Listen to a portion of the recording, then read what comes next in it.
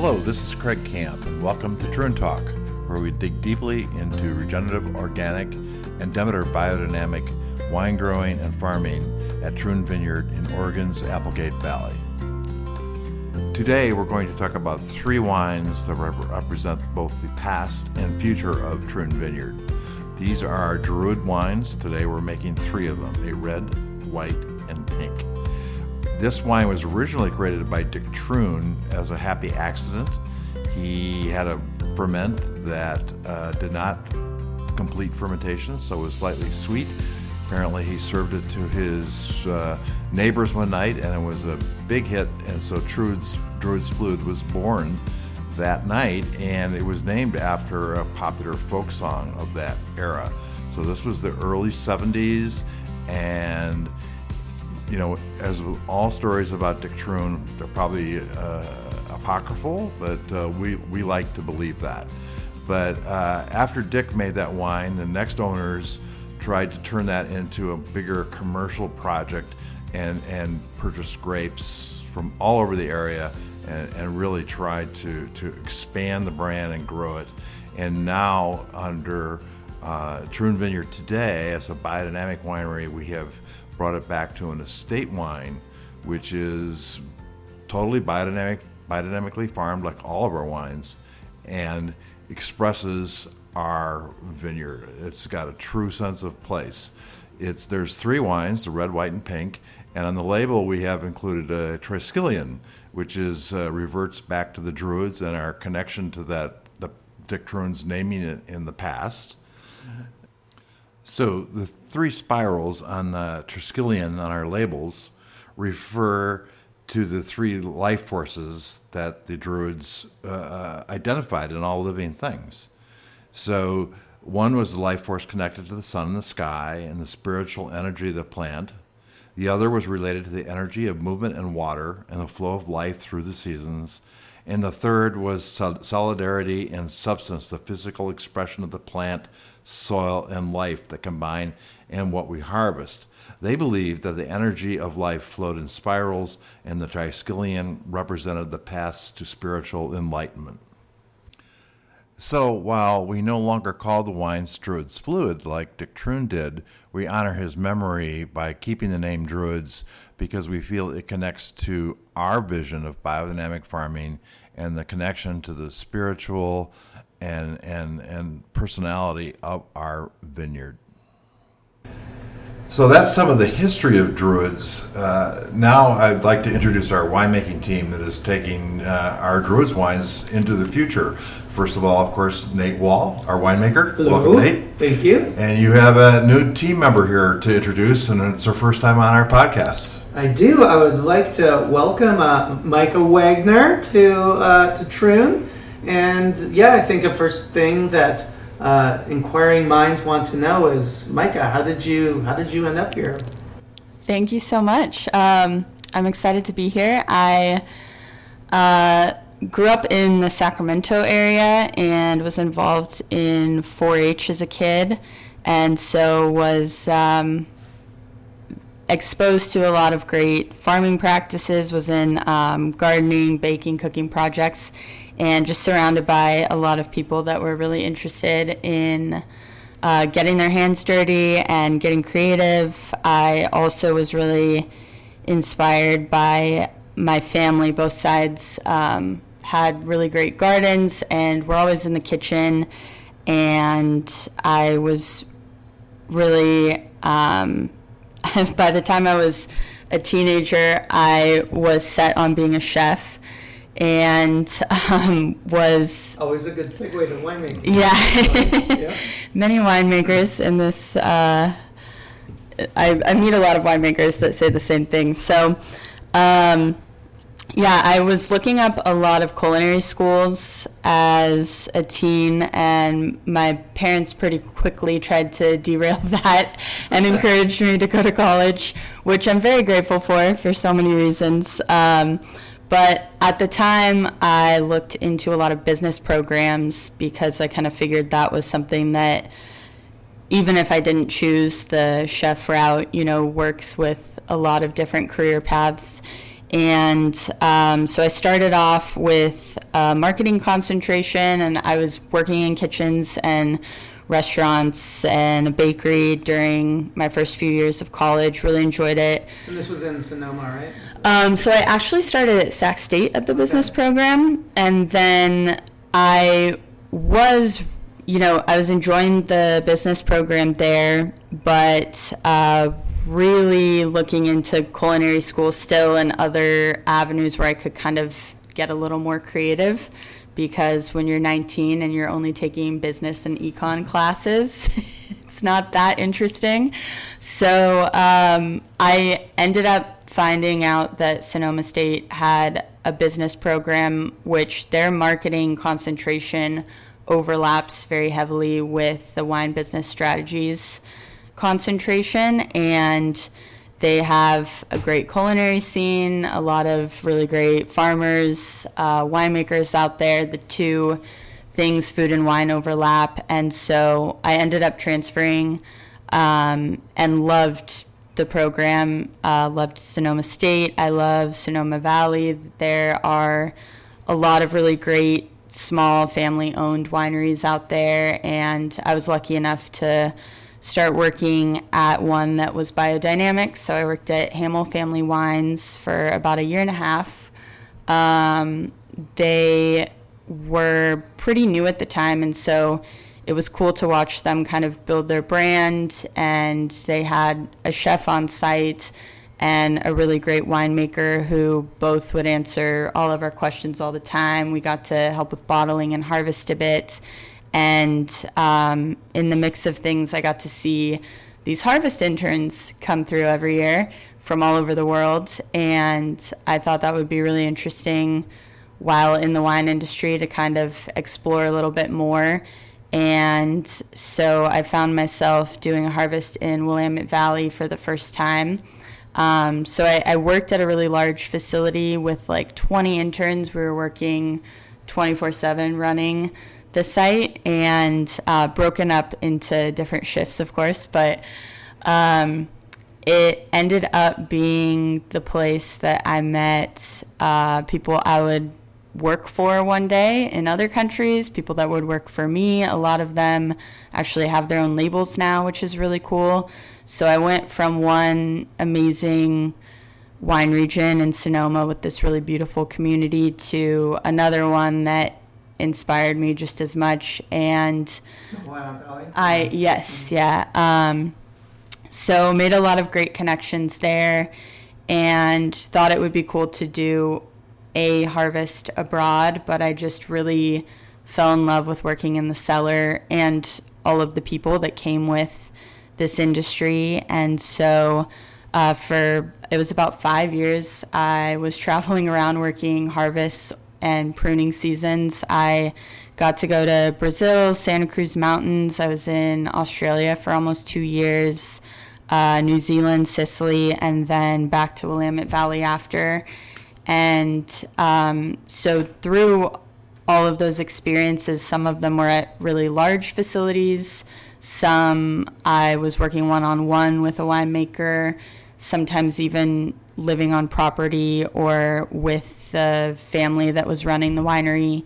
And so I got all of these different business models, and got to work with a lot of different tools. Well, and that scale is really important, right? You learn really different things, right? Yes. Yeah, it looks so different when you're making, 250,000 case production at one winery and then 3,000 cases at another.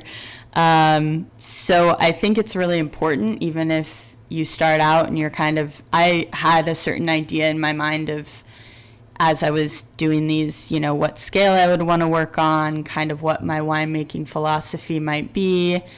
And that changed with every experience that I had. But I did want to point out, not every spot was necessarily biodynamic. Not every person I worked with had the same winemaking philosophy that I now have developed. But it was really cool because I feel like now I'm so confident in the way I do work in a cellar, and in blending sessions. I've had this exposure to so many places and wines and people, and especially having those one-on-one experiences. If you're glued to somebody for 3 months during harvest, like, you just get to pick their brain on drives and see really what goes on behind the scenes. Whereas if you're in a larger place, it's great because you're working with so many different people and you're seeing different ways of doing things, and maybe even teaching people how to do things at times.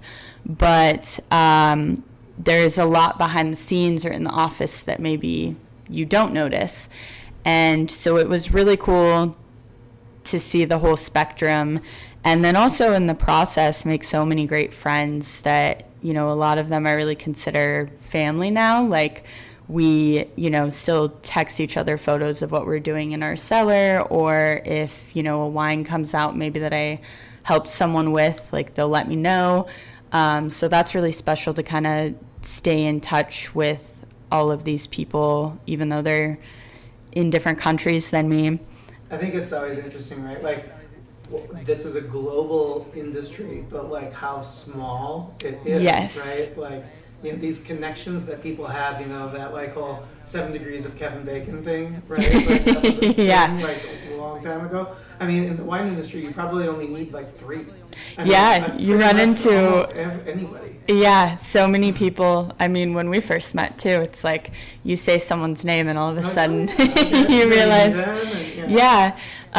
so I think it's just such a beautiful community to be a part of, working in cellars, and I really enjoyed my time traveling all over. Felt like I was really ready to be very independent in a cellar, but also could work on a team coming back from that. And so I was in Willamette for 2 seasons again, but then through all of my connections in California, was really lucky to get in contact with someone who was a consultant in Sonoma and Napa. He had many properties, a lot of different clients, and one specifically, he needed someone to be a cellar master and property manager. And so I met him there one day. He showed me around. There's this little crush pad right next to their vineyards, and then a cellar that used to actually be a barn and got converted over slowly as they started making more wine and gained some other clients. And they were making up to about 100 tons per harvest with like 15 different clients. Some had 2 barrels, some had 60. And there was, storage of other vintages as well. But it was a pretty small operation, and I felt like it would be a fun thing to tackle. So I came in, and it ended up being my cellar for 3 years. I cleaned up and reorganized everything in a way that kind of fit what was going on at the time, and that did change during the 3 years too, but started kind of a new inventory, sampling, topping, and SO2 structure. The consultant I was working with at the time would just kind of touch base like once a week, but it was pretty much just me trying to navigate exactly the most efficient way to get everything done.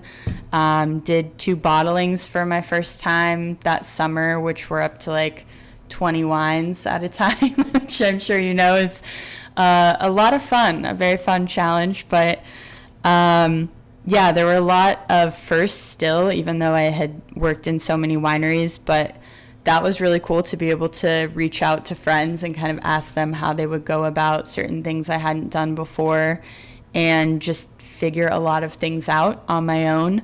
Well, and this is really where you started, right? Because you were there for 3 years, so you actually got to see those annual cycles consistently, right? Like, and so you really get to start understanding the 1 year, and then with the full cycle of the next year, and able to compare it to like the full cycle of the previous, and the next one, right? And so that's, you can kind of finally start connecting all those pieces like back through time, right? Yeah. That was really cool, and it's a special thing to do that when you're the one that knows every step of the way too, right? It's like I had to have all the answers in blending sessions because I'm the one that did all of the things. And we had interns during harvest, of course, But, you know, I was training them, overseeing all of the projects, making sure things happen properly. And so that was a really great thing to come back to. I felt like that position was so perfect for someone like me. And I know so many people take this route too. You know, there are a lot of winemakers that travel all over and gain so many unique experiences. But I would definitely recommend it if anyone's trying to figure out if they should take a leap and sell their car and take a bag of stuff and go learn some new things. It was a great way to end that, to use everything I had learned. And the only thing though was that, you know, I had worked in some places that were lower intervention winemaking or biodynamics or both.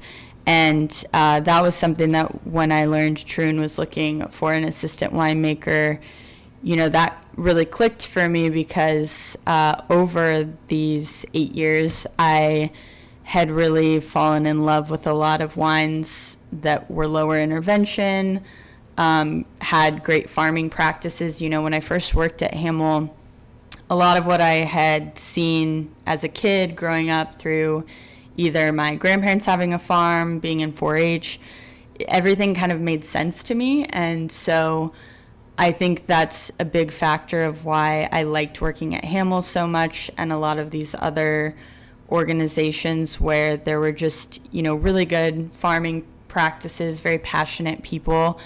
I wanted to be a part of something like that. And so learning more about the team here, the winemaking practices, the whole farm, everything just seemed to so seamlessly match what I in my head kind of had envisioned for like the perfect label to be part of. And talking to Nate the other day too about this, I was like, really after tasting the wines, meeting you, everything, I was just like, wow, this is so, like I couldn't have designed it better, you know?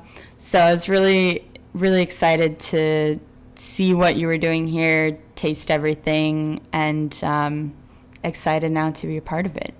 Well, we are glad you were able to escape Napa, head back north. Yeah, I was missing Oregon for sure. It's very interesting. Your first experience was at a biodynamic winery. Yeah. And how is that? How has your outlook and experience with biodynamics changed now that you've been really seen a lot of different types of all the other things. Complete range of winemaking styles? Yeah. Well, I think it's changed in the aspect of, you know, I've learned more about it. Like I asked many questions during my time in all of these places. I worked at Burn Cottage for a pruning season in New Zealand, and, you know, they were always very open to questions and would let us try all different types of projects and taste the wines. And so even though it was just pruning season, I was there, we gained a lot of perspective. Also having friends that have worked on other properties, you know, it's like part of networking. You can ask a lot of questions, trade information, give book suggestions. So I've definitely just learned more in general because that was one property, right, with a great team there as well. But then you go to another business and like Nate touched on this, you know, different size business models, different varietals, different regions, you know, different things work in different places. And so I never changed my perspective that in my mind was kind of like the best way to be farming. And I even voiced that at certain times, even when I was working at places that, you know, didn't have the same philosophies.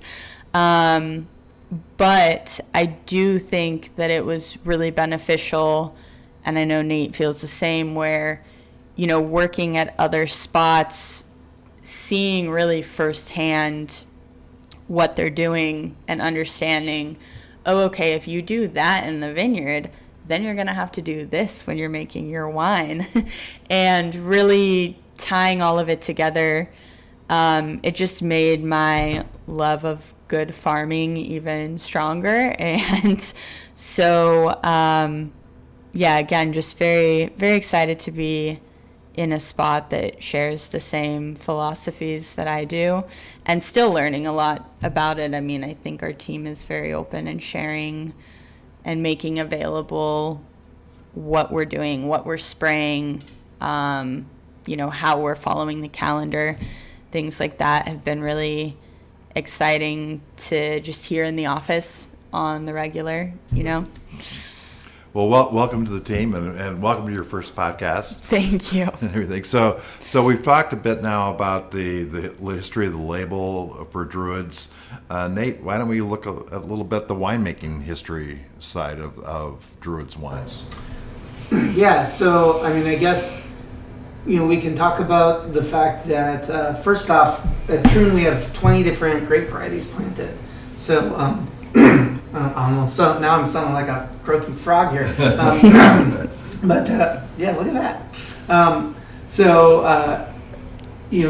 This property was envisioned, especially during this replanting process that we've undergone, that have allowed us to tweak the varieties we did have planted here, kind of based on the information that we had from Troon, having being a vineyard from 1972, all that experience of the site and the site specifics and the terroir informed these kind of replanting decisions, and we've arrived on these 20 different varieties that we have here, many of which were planted with the distinct intention of blending, right? And I've made the comparison before, is that some grapes are like soloists, or like Pinot Noir or Northern Rhone Syrah. Like they're meant to be they have these amazing soloists, but many other grapes can and almost should want to be kind of more of this orchestral, like part of this orchestra, like harmonizing with other grapes and varieties, and like really kind of counterbalancing and filling in, and kind of synergistically becoming more than greater than the sum of their parts. And we have both types planted here, and that's one of the things I find so much fun about these sorts of varieties, is like with blending, that's really where a lot of artistry can come into winemaking. The like harvest and production and the like actual early stages making of wine, that's there's a lot of science there, right? People have probably heard that the winemaking is art and science, and a lot of the art though really comes afterwards, and that's with blending. So with Druids, it's so fun having these 3 different wines now that we have the Druids Pink. We have completed the trifecta here of having these 3 different blends, and they will always be blends, and that's and it all really starts in the vineyard. So we have, even though we have these 20 different varieties, we have multiple varieties planted at different places. So we have all these different blocks, sub-blocks of varieties, and we always start with the intention of where those grapes are going to end up. So like we know, when we're staring out in the middle of the winter at these dormant vines, like we know that these vines are going to be growing up next season, and we're going to be blending this with this with this. And we start farming from day one those areas with that intention, knowing that these are going to be part of these different blends as we move along. So I guess with reds, and this will be an edit now because I totally lost track of what I should be actually answering right here. Well, I think we have 2 ranges of blends. We have the Druids blends and the Ascendant blends. So your whole process is intentional. I think that's the important part, and it's really an interesting process to watch you go through this, the thought process, mm-hmm. and the actual tasting, everything. Perhaps you could describe that. Sure. So Druids and we were Mike and I were discussing this earlier. The kind of the purpose of Druid's wine is an interesting one, in that it's meant to be an accessible wine that it's Tuesday night wine kind of thing. It should be comfortable being on your dinner table without an occasion, but it should also really be like standalone. It should be great for just pouring a happy hour drink, and kind of finding the balance there between I've described Druid's wines before as like a humble wine from a real place. Like these wines aren't necessarily like striving for greatness. I mean, that's not to say that I don't think they are complex wines. They do have a lot of depth in character and terroir, but that's not their goal, right? Like they're meant to just grace your everyday life. So like it's finding that balance of how you have something that is just as comfortable being poured for, but it's by the glass and just sitting outside on the patio and enjoying a glass, or also just pairing it with a wide variety of different foods. And I think knowing that's where the that intention of what that wine is, like what the soul of that wine is, like that's how we approach the blending sessions on that. Yeah, so you're when you're looking at beginning a blending session, you're looking at perhaps dozens of barrels, even concrete now as we move into lots of vessels, alternative fermentation vessels. What is that process?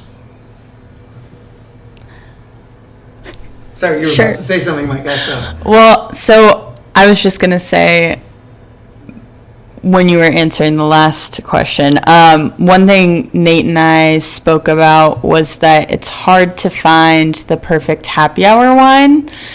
And going off of what you were saying about the perfect blend, like finding something that's adaptable to any situation, standalone, delicious, has different components to it, but also is still pretty simple and not overcomplicated. But I think one thing in blending that we're looking to do is like for whatever vessels, as you're mentioning, to kind of organically come together. Like we want things to be pretty seamless, and we like when we both have that first thought that like, yes, these ones go together. But then of course there are always questions at the end of that lineup. Yeah, so I guess to answer your question about kind of that process, right, and what Micah was starting to answer there is, we kind of as the winemaking team, we're able to go through and we know we know the barrels that are going into this blend, or at least have the potential to go into these various blends, because we grew them that way. We made them that way. Like the fermentation, for example, of like something that we know is going to be for Druid's Red is going to be a little bit different than how we handle a wine that's meant for a varietal, like standalone wine. Part of the fact that Druid's Red, but similar with white and pink, but sticking with red, it is going to be a slightly earlier release wine. We do bottle that wine earlier than we bottle some of our other red wines, and so you're kind of looking at like what's the tannin composition there? Like what is this is a wine that should be delicious, approachable, relatively young, but like all wines here, we want it balanced, but it will also have aging potential. In what's the balance there that you're seeking, and so in the winemaking that can mean we look at.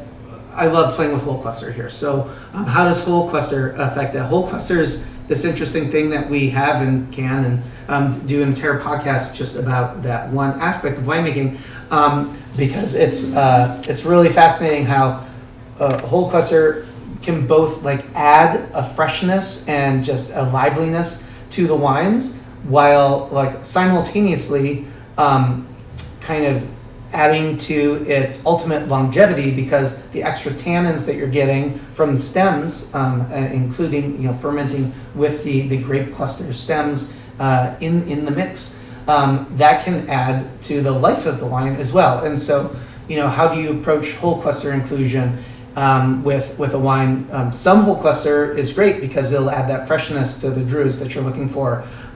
If you have too high of a percentage of whole cluster, though, the added tannins might need a little more aging to be approachable, and so you're kind of looking again at a balance there. And that's why a lot of the fermentations that we'll do for something like Druids, will be done in multiple, the same grapes in multiple batches, right? So we'll have some of those grapes will be destemmed, some will be some fraction of a whole cluster inclusion, like 25%, some might be 50% whole cluster. And then during these blending sessions, we get to taste each of those components and see which ones go well together, like which are the ones that want to be together. And so even within the same variety, there's a lot of blending options. And then you add on to that, multiple different varieties. So that's why these blending sessions can, people walk in and they see this table just full of samples, and they're like, wow, it's like fun afternoon, which is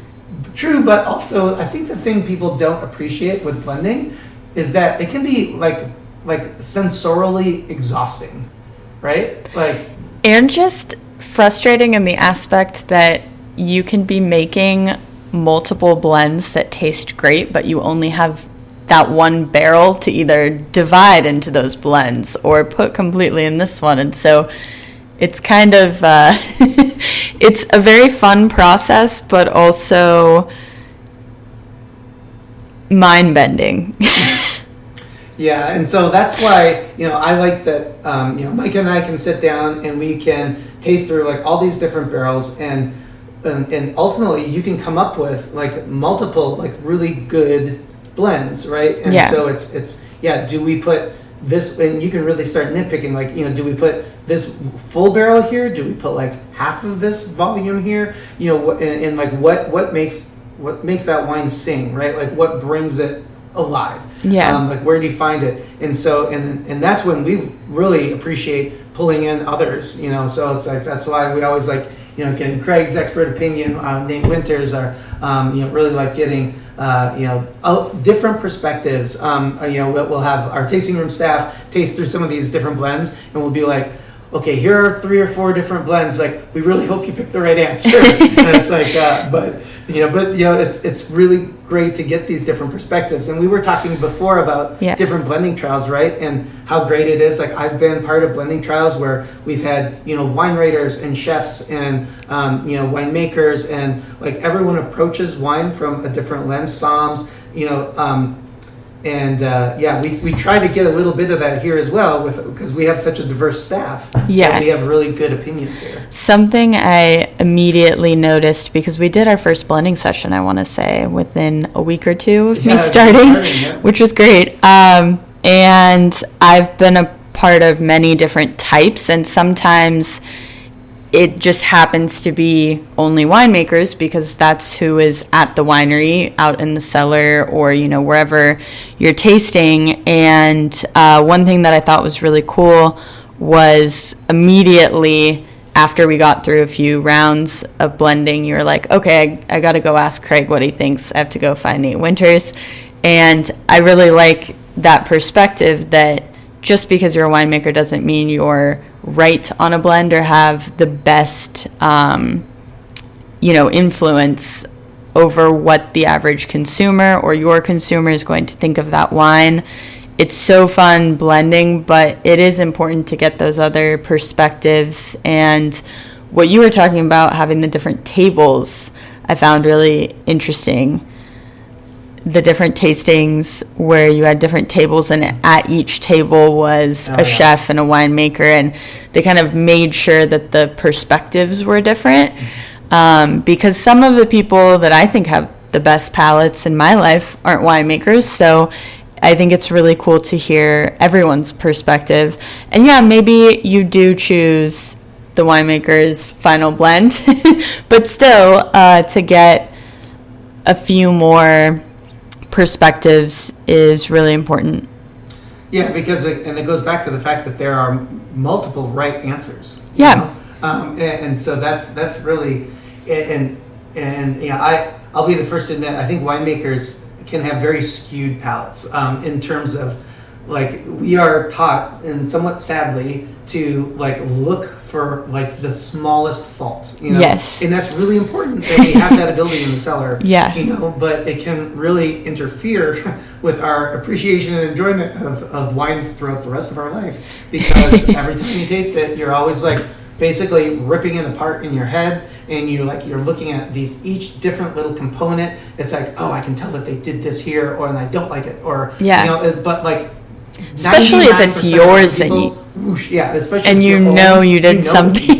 You're already like You're already which biased. is actually, with blending sessions, which is why we often do a lot of them blind. Yeah. Like we don't know, I don't want my preconceptions of that barrel to come into play when I'm tasting it. So, all those labels that we put, they're on the bottom of those glasses, right? And so we're just, 1, 2, 3, 4, 5. Like we're making a lot of these decisions, trying to remove one source of bias that we definitely carry, because we'll remember. It's like, oh, I remember this happened, and blah blah blah. And it's like, no, I wanna have an open mind and really be guided, fully on which combinations of all of these, these myriad of options, which makes that wine that just, really has the soul that we're looking for these wines.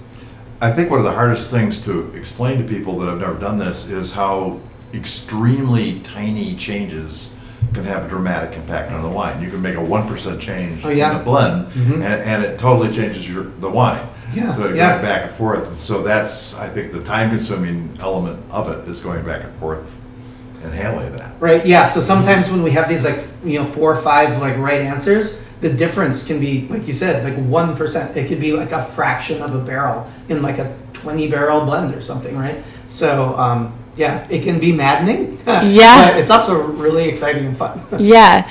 It's also fun when all the options are good. So then it's like we're looking at each other. We're like, but which one? Which one do we want? I think we've both been in situations where the blending was trying to bury something, right? Like, how do we cover this up? Yes. Yeah, it's so much fun when you don't have to do that. Yeah. So obviously blending is very much the heart of what we're doing here at Troon. We've got these 2 ranges of blends. You've got the Druid's blend and the Ascendant blend range of blends. They both can contain a red, a white, and a rosé, while the Ascendant also has an amber. What is the different approach between these ranges of blends? You're working with the same palette of varieties, the same vineyard. That's right. And I guess the purpose is, we already mentioned what the purpose of the Druids is, with that kind of fine balance of the Tuesday night at your table and the happy hour wine that, just by the glass, enjoyable without overthinking it. The Ascendant wines, those blends are meant to have, I don't want to say more serious, because I still consider the Druids a serious wine, but it's, those wines will have, certainly ageability is going to be a difference there. We do want people to feel confident, excited to know that the Ascendant wines will, have the guts behind them to go the distance in your cellar. If people who have the privilege of drinking, aged wines and just know how fascinating that process can be and how the wines change and age. And caveat here, interesting side note, the fact that all Troon wines are, because it's all these spontaneous fermentations, unfined, unfiltered wines. These are living wines, right? And they continue to, they are not dead. They are not, sterilized and sanitized like so many wines on the grocery store shelves are. So these wines grow and evolve and change over time, and really beautiful things can happen there. And we want to give the Ascendant wines the opportunity for that to happen. Now you don't need to. Their balance, I guess, with the Ascendant wine is, how can those wines also still be approachable now, but really have the ability to go the distance and continue to evolve into these, beautiful creatures along the way. So, and the wines will be, because of that kind of guiding philosophy, we're going to approach the blending differently. And, for example, I'll go back to Druid's Red. That has the blending that we've used for Druid's Red has changed a lot during the history of the somewhat long history of Druids, from Druid's Fluid to Druids. And I arrived here in 2018. Was still involved a little bit in the bottling and stuff of some of the 2017s, and the 2016s were out at the time, and there was a lot of like Zinfandel and Tempranillo in those earlier blends with the Druids, and we still had some Merlot and some Cab and some of those other things on properties. Also had Syrah, and then as we kind of started integrating these new varieties, we had this shift where we were starting to get our Syrahs and Grenaches and now Mourvèdre and Cinsault and Carignan and into these wines. And so with that, we kind of look at, for me, the Druid's Red will probably be kind of this GSME, Syrah, Grenache, Mourvèdre, some Cinsault, whereas the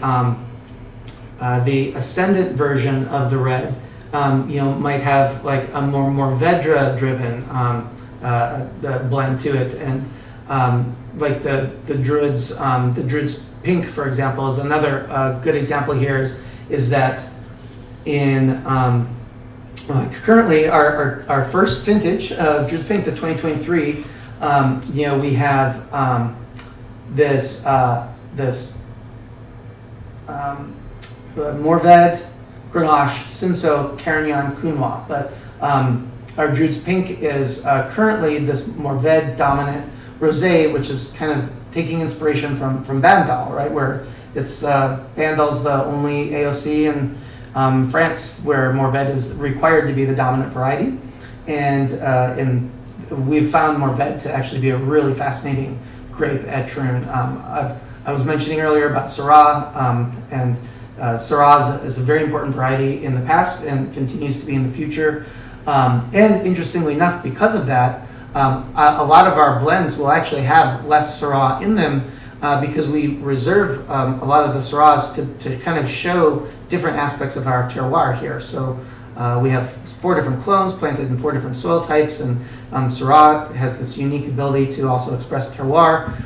It will probably find its way into some of these blends, but will be also really useful standalone. But with the pink wines, the Ascendant Amber is likely going to have a more like Bandal like character to it, where the Druid's Pink might have some more of these like kind of Cinsault and Grenache and these like fruitier, more immediately enjoyable grapes to them. So there's a lot of layers here on how we approach this. So we have now bottled. Now we have a complete range of Druid's wines out. Maybe we could look at them individually a bit. Maybe the Druid's Pink is a good place to start, because actually that's the one category right now where you also have an Ascendant Rosé. We perhaps look at those 2 wines. So yes, our first Ascendant Rosé is driven with Cinsault and Mourvèdre, and then supported by Counoise and Carignan. And what's interesting is I am nothing if not contradictory. And although I mentioned that ultimately what I see is our Ascendant line will probably be Mourvèdre driven, similar to like a Bandal. In this first vintage of Ascendant, the vines that were ready, the vines that we grew for rosé, this Cinsault, this Mourvèdre, that Counois, the Carignan, those were the ones that were ready for the Ascendant line. That's why it's the first one that we made, this Ascendant Rosé. And so in the Druids is largely Mourvèdre, the Druid's Pink. It's actually from a different block than the Mourvèdre from the Ascendant. And right now, that Mourvèdre, it's clonal 4 of Mourvèdre for those clonal nerds out there. That one really wanted to be the Druid's Pink. It was just, Mourvèdre has the ability to develop these kind of added textures, and what I love about Mourvèdre is there's these, even in the rosés, there's this cool savory element with a little bit of earthiness and still the fruit, but Mourvèdre is not as fruity of a variety as certainly Cinsault. Cinsault has this really nice, like ripe red berry fruit, like wild strawberry kind of thing, and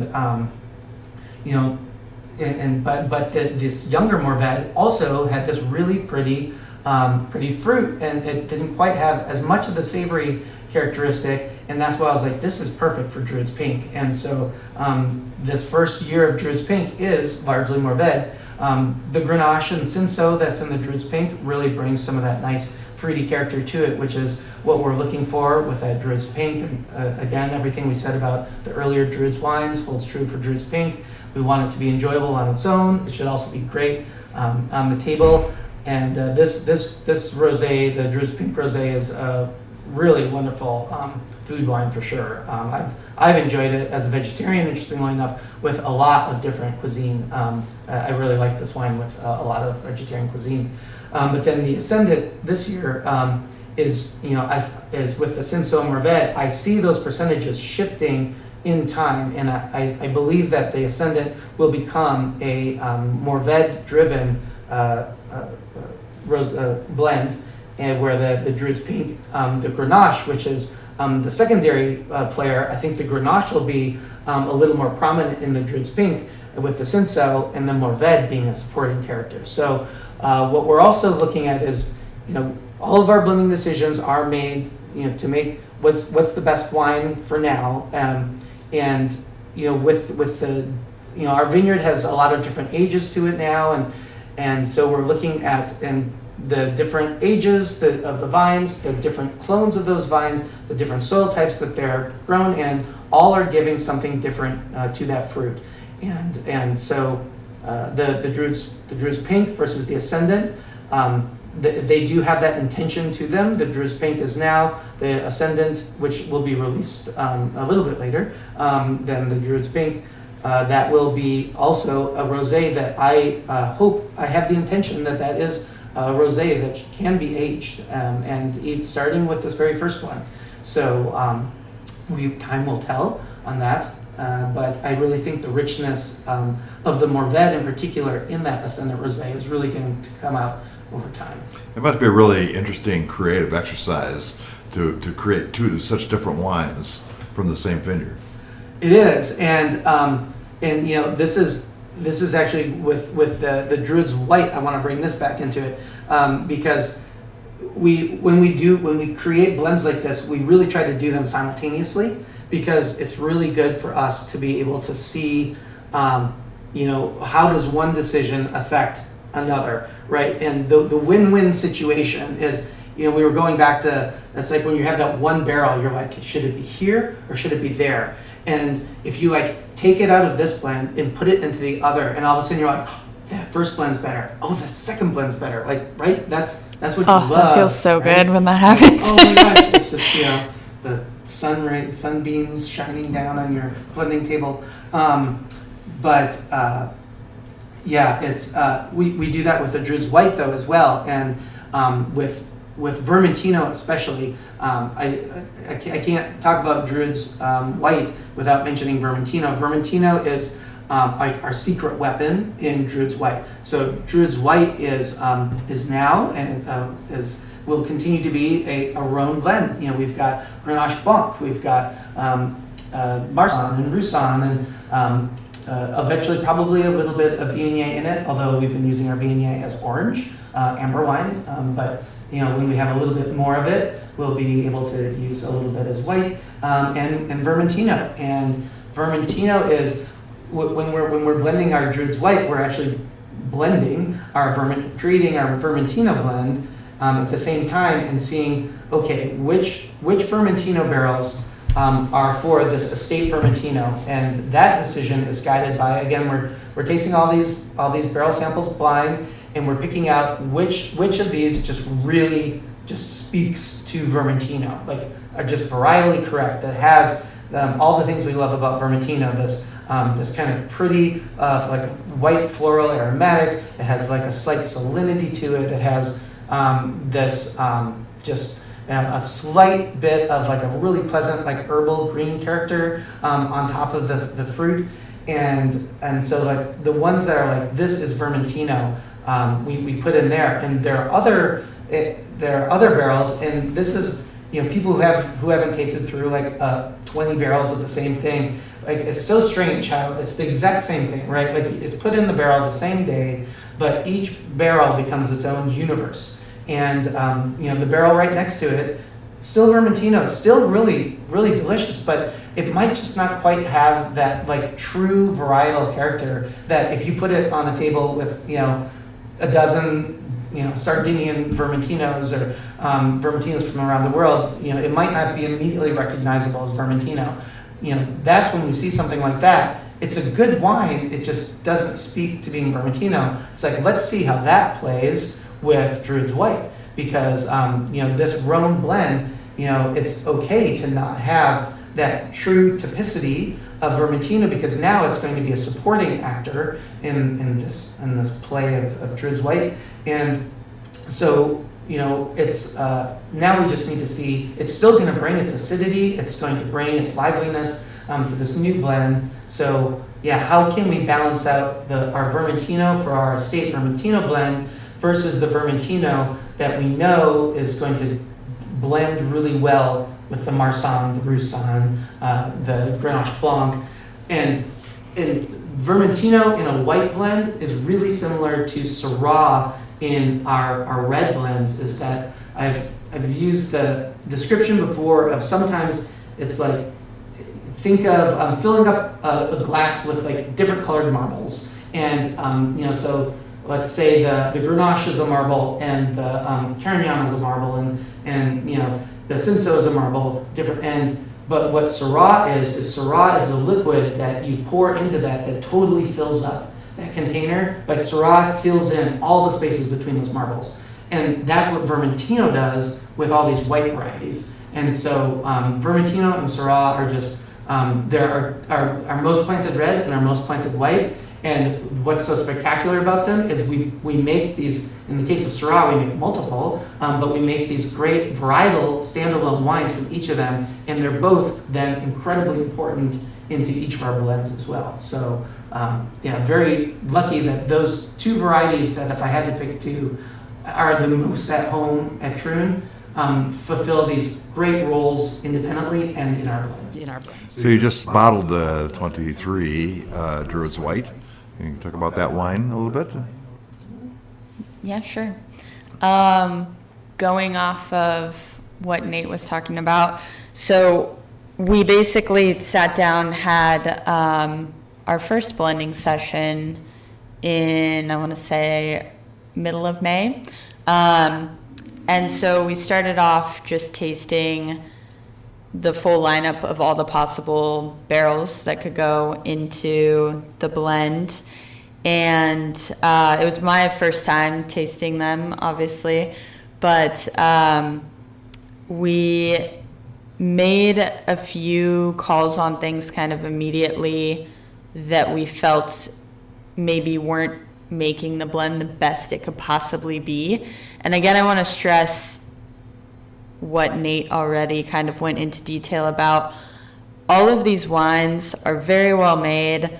The thought behind it, as you've mentioned on other podcasts, is kind of helping a child along because you don't want to be doing too much to it. So these wines are very alive. They are what they want to be, but also we're making sure they're the best that they can be. So trying all of these barrel samples, absolutely nothing was bad, but we just had a few things in our mind that we thought maybe would be best either in a different blend or only a small amount of it being used in this blend. And so that was our first blending session, but we ended up saying, okay, we want to come back on a different day. Also, part of that could have been due to the calendar that we've been having fun with. Yeah. So this is something we like to do, is that when we do our blending sessions, the first time we pick the blending sessions based on our availability initially, right? And we'll be tasting through, and every once in a while we're like, this isn't hitting me maybe the way I thought it would, and but we do the tasting first, and then we check the calendar, and we're like, we knew it was a root day or a leaf day, and it's like, okay, let's do another blending session, but this time we'll plan it on a fruit day, or for white wine sometimes like a flower day. And it's like, it's like, do we have the same answers? Again, especially if we're tasting them blind, like, how does this line up now with what our decision was? And this could be a uniquely biodynamic thing. I don't know that non-biodynamic wines necessarily do this, but, back to the point of these are living things, right? These have not been sterilized, sanitized. These wines, biodynamic wines, do appear to correspond with the biodynamic calendar in certain ways. And granted, it could just be that one time that that confirmation bias, right? It's like, these ones just aren't what I expected. You're like, it's a fruit day, and you'll remember that, but you don't remember all the times that it was a fruit day. But it doesn't. It seems to be, more often than not. That you find, you taste through and you're like, oh, you know what? It wasn't quite right. And then we have this other blending session, and then we'll make a lot of it will be the same, but the problem ones, right? The ones that we couldn't figure out, we'll be able to resolve based on the better day, right? Yeah. And if nothing else, it's just a second time to kind of reassure yourself, whether you taste it and it seems to be the same answer, the same final blend as the first session. That's also where Craig and Nate Winters come in. But so we had 2 blending sessions before making a final call, and I think we even made more blends the second time. We started having a little more fun with it and breaking barrels down more and more. But it is amazing. You mentioned this too, even just one single barrel, we did break down 2 barrels, and we took them all out, and then we slowly added bits of them back in other blends, and all of them we just felt weren't the perfect fit compared to the final blend. Yeah, and so I guess, and in one of those cases, right, we made 98% of that blend. We actually made it in the tank too, right? Yeah. Because obviously sampling barrels, you try to take a representative sample, but you're still you don't know ultimately until you finally blend. So, there's a difference between 50, 100 mils of a sample in a glass versus the barrel actually being blended in the tank. So we actually blended the 98% of the blend, and then when we had the full blend, did those last little. It's like, okay, now let's try it with this and that. And we were so close to adding that other barrel, but then we ended up not. Yeah, this one time. And I'm glad we didn't. I'm glad we did it. Yeah, I think that's why we didn't initially. Yeah. We decided, let's see what this full blend is first, and then we'll try that. We'll make a new blend in a bench blend, not in the tank. And we decided that it was good the way it was. Yeah. So the Druid's red wine actually goes, the longest history here goes all the way back to Dick Troon. It's been made since the 70s. But this 23 Druid's red that you just bottled, I think is very much the new generation. It is. Of Troon Red. So why don't you? Yeah, it was exciting, and to finally happily put the full blend percentages and everything on our labels. Because so now we're 33% Syrah, 24% Grenache, 20% Mourvedre, 19% Cinsault, and 4% Carignan. And so right there is we've got 5 Southern Rhone red varieties happily playing together in the same sandbox, and that is just it was so fun to make that wine, because that wine really has literally been 6 years in the making, because we had to have the vineyard to do this wine, and so we're just now there, and so every year from now on we'll be able to riff off of this 2023 blend and see, as we learn more about our individual vineyard blocks, more about some of the different clones and how they interact with one another, we'll be able to tweak this blend, and also then keeping in mind that eventually we'll also be having this ascendant red blend, which we don't feel that we're quite ready to make that wine yet. Will 2024 be the year? Time will tell, but it's at some point we will have that second red blend as well, and this is so fun to finally see all this effort that we've gone through, this huge transformation Troon has gone through over the years, finally leading up to the kind of exact blended, red blended wine that we've been trying to make at Troon, I think, for years. We've finally been able to start. So, yeah, Micah, you've gotten here at a good time. You're you get to finally play with these toys that we've been building now for the past 5-6 years. A lot of work went into that. I know. Oh, Mike, I remember you coming in with the final blend and saying, we'd made this small change, and how excited you were. Yeah. Rightfully so, I think. Yeah, no, this was a very fun process for the Druids white and red, because it was a little bit of a process, but it kind of started right when I started. And I also loved being able to watch you get excited, Nate, about these, because like you just mentioned, it's the first time you really were able to taste the beginning of what this will be. And it was just my first time tasting these barrels in general, right? Which I probably drove you crazy, but I remember I was taking a while because I was also excited. I just came from a place where it's primarily cab. So to have this wide range off the same property, but each varietal really shows through, was just a really great blending session, I think. And then, making that final little adjustment that just kind of pulled it all together and made it really pretty. It was fun to witness. Yeah. So we're all very excited about the quality of these 3 wines from Druids we're releasing this year, but in a very real sense, I think we all feel we're at the starting line with these wines. So what do you see as the future for the Druids blends? It's with Druids Red. So like I said, the 2023, this is the point from which all future blends will come from. And I think the Druids Red, the Grenache and or Mourvedre will probably always play the leading roles in this wine. Syrah will continue to play a role. As I said, it's just so great as that glue that holds blends together. But it's not. It'll always be a supporting cast member, specifically because, like I've mentioned before, we really want to showcase its ability to kind of translate terroir into the glass for you. We want to be able to show off Syrah as a varietal as well. So that means we'll be using a lot of that as standalone Syrah wines. But then Cinsault and Carignan then will also play supporting roles.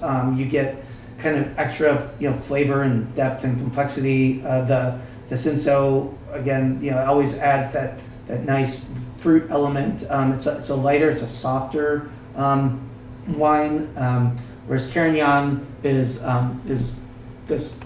I don't want to say harder, but it's got an edge to it. It's got the spicy texture. It's a textural element, and so that will be there.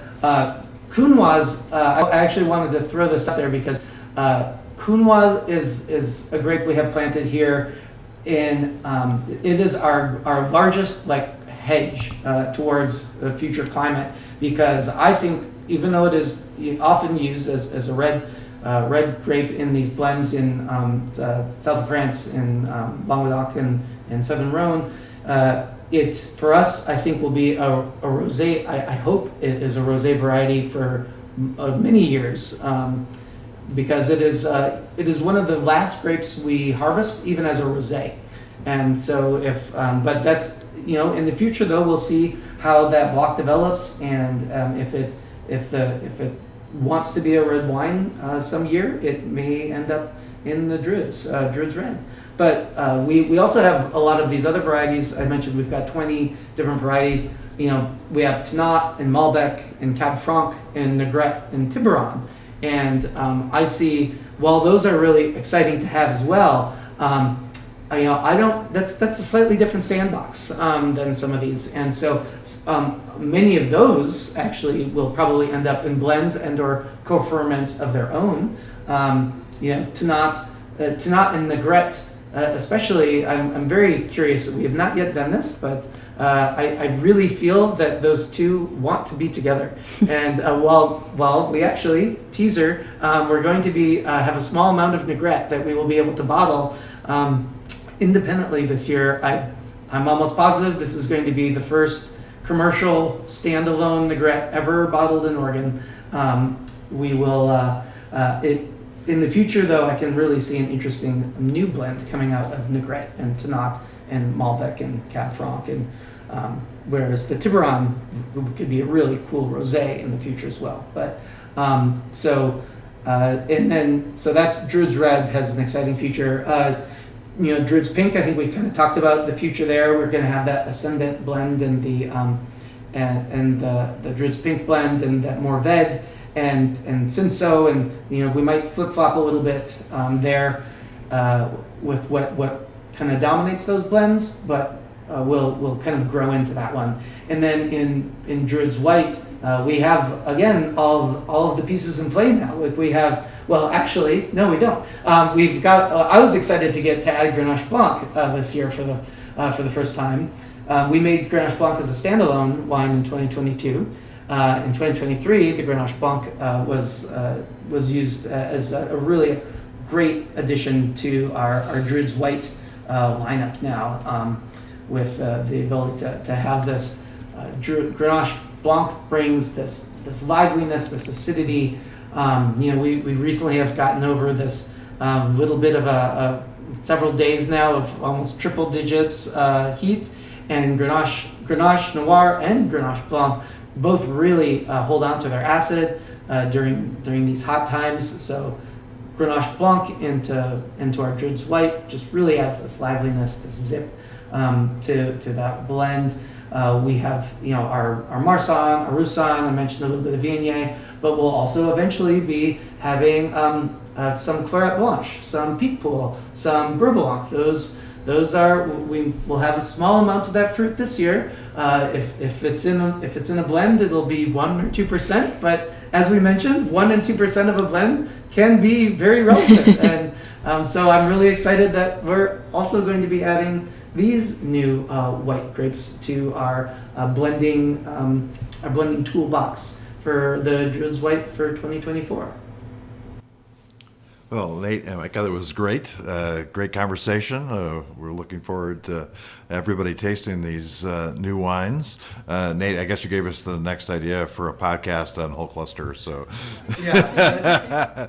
We'll get that going. We are happy to share this podcast from Troon Vineyard, a Demeter Biodynamic and Regenerative Organic certified winery in Oregon's Applegate Valley. We farm like the world depends on it, by growing produce in our gardens and naturally crafting authentic wines. We will be sharing these in-depth podcasts several times a month.